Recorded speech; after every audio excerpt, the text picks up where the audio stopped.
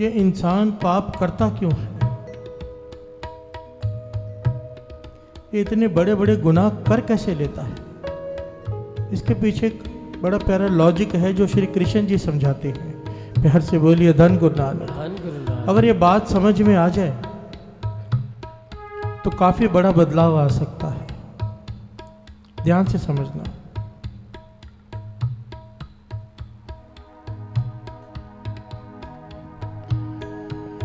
आचार्य चाणक्य राजा को रोज भोजन में थोड़ा थोड़ा जहर मिलाकर दिया करते थे। यह इतिहास है। चाणक्य सबने सुना है नाम। वो राजा को हर रोज भोजन में थोड़ा थोड़ा जहर मिलाकर दिया करते थे। मारने के लिए नहीं, बचाने के लिए। प्यार से बोलिए धन गुरु नानक। धन गुरु नानक। धन गुरु नानक। धन गुरु नानक।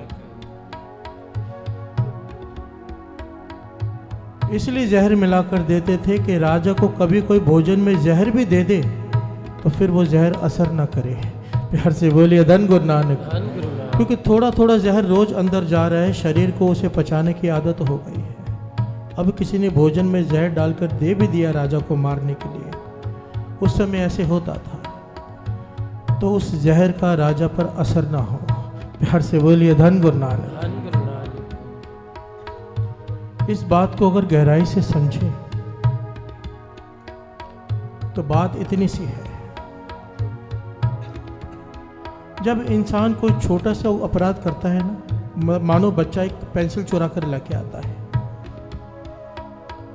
माता सोचती है कि छोटी सी बात है, कोई बात नहीं। नहीं, प्यार से बोलिए धन गुरु नानक। धन गुरु नानक।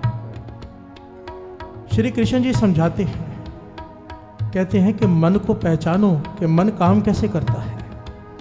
श्रीमद् भगवत गीता में कृष्ण जी समझाते हैं कि मन को समझो। ये मन ऐसा है, अगर इसने एक झूठ बोला, एक इंसान एक झूठ बोल दे, उसे बचाने के लिए फिर 100 झूठ और बोलता है। प्यार से बोलिए धन गुरु नानक। धन गुरु नानक। ये सर्कल शुरू हो जाता है, ये फिर अपने बस में नहीं रहता। एक झूठ से शुरुआत होती है, फिर उसे बचाने के लिए 100 और झूठ बोलने ही पड़ते। एक छोटा अपराध कोई करे, छोटा सा चाहे छोटा हो, अपने आप एक के बाद एक अपराध मन करने लग जाता है। प्यार से बोलिए धन गुरु नानक। धन गुरु नानक। ये बात श्री कृष्ण जी कह रहे हैं। एक अपराध हजारों अपराध अपने आप करवाता है और एक नेक काम अपने आप नेक काम करवाता है। प्यार से बोलिए धन गुरु नानक। धन गुरु नानक। धन गुरु नानक। धन गुरु नानक। थोड़ा थोड़ा जहर शरीर में जा रहा है, जब ज़्यादा जहर गया तो असर नहीं। छोटे छोटे अपराध जब हम करते हैं, एक दिन बड़ा अपराध भी कर लेते हैं तो महसूस नहीं होता। प्यार से बोलिए धन गुरु नानक। धन गुरु नानक। धन गुरु नानक। धन गुरु नानक। अगर बात को गहराई से विचारें तो जो छोटी छोटी गलतियों हम करते हैं, अगर इस पे अंकुश, इस पे कंट्रोल नहीं किया गया तो सच में एक दिन अपराधी बन सकते हैं। प्यार से बोलिए धन गुरु नानक। धन गुरु नानक। धन गुरु नानक। धन गुरु नानक। ये तो हो गई एक पहलू हो गया बात का कि पाप होते कैसे हैं। अब मानो पाप हो गए, हमसे भूल हो गई, अब क्या करें? प्यार से बोलिए धन गुरु नानक। धन गुरु नानक। धन गुरु नानक। धन गुरु नानक। बाणी कह रही है, बाणी, नानक पावे पार ब्रह्म, पाहन नीर तरे। प्यार से बोलिए धन गुरु नानक। धन गुरु नानक। पत्थरों पे राम लिखा गया, वो पत्थर तर गए। तो राम जपेगा तो कैसे नहीं तरेगा। प्यार से बोलिए धन गुरु नानक। धन गुरु नानक। धन गुरु नानक। धन गुरु नानक। वाहे गुरु, वाहे गुरु, वाहे गुरु, वाहे गुरु।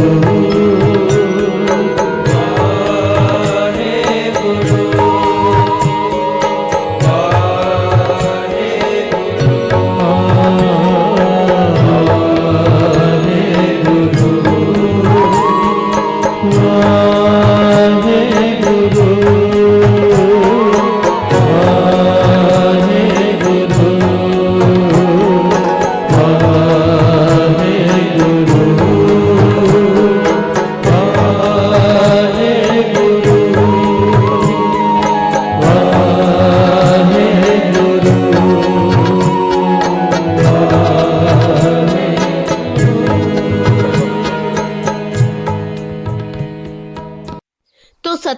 जी फौरन तैयार हो गई और देवी रुक्मणी से बोली कि दीदी आप भी मेरे साथ चलो और द्रौपदी को ऐसा मजा चखा के आएंगे कि वो जीवन भर याद रखेगी।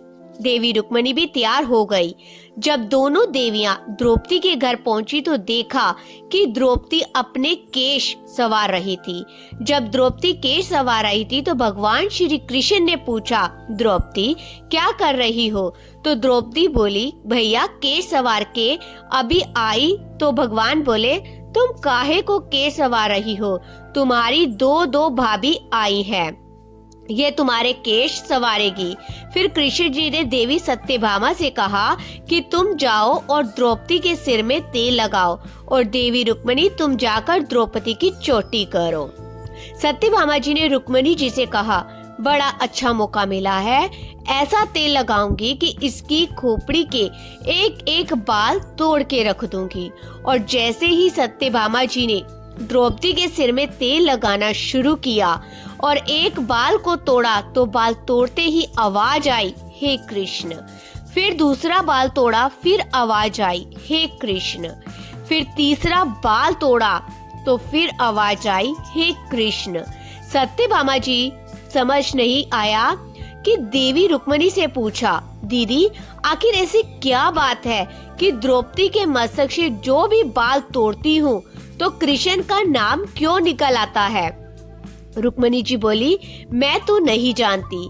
पीछे से भगवान बोले, देवी सत्यभामा तुम देवी रुक्मणी से पूछ रही थी कि मैं दौड़ दौड़ कर इस द्रौपदी के घर क्यों जाता हूँ, क्योंकि पूरे भूमंडल पर, पूरी पृथ्वी पर कोई संत, कोई साधु, कोई सन्यासी, कोई तपस्वी, कोई साधक, कोई उपासक ऐसा नहीं हुआ जिसे एक दिन में 3.5 करोड़ बार मेरा नाम लिया हो। और द्रौपदी केवल ऐसी है जो एक दिन में 3.5 करोड़ बार मेरा नाम लेती है, प्रतिदिन स्नान करती है, इसलिए इस हर रोम रोम कृष्ण नजर आता है और इसलिए मैं रोज इसके पास आता हूँ। इसे कहते हैं स्नान, जो देवी द्रौपदी प्रतिदिन किया करती है।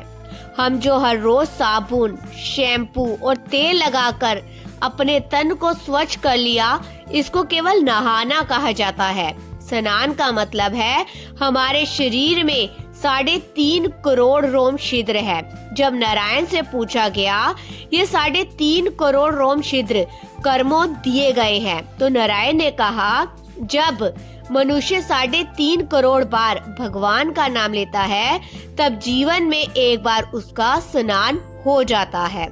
इसको कहते हैं स्नान। तो जैसे द्रौपदी जी स्नान करती थी श्री कृष्ण का नाम जप कर, तो उनके रोम रोम से श्री कृष्ण की आवाज निकलती थी। इसी तरह हर इंसान को, चाहे वो किसी भी धर्म का हो, चाहे वो हिंदू धर्म का है, सिख धर्म का है या मुसलमान धर्म का है या कोई भी धर्म का है, वो अगर अपने इष्ट का नाम जप करता है तो उसके भी रोम रोम से उसके परमात्मा का, उसके इष्ट का नाम जो है निकलना शुरू हो जाता है। ध्यान भी उसका मन जुड़ना शुरू हो जाता है और सभी पापों से मुक्ति प्राप्त करता है। वाहेगुरु जी का खालसा, वाहेगुरु जी की फतेह।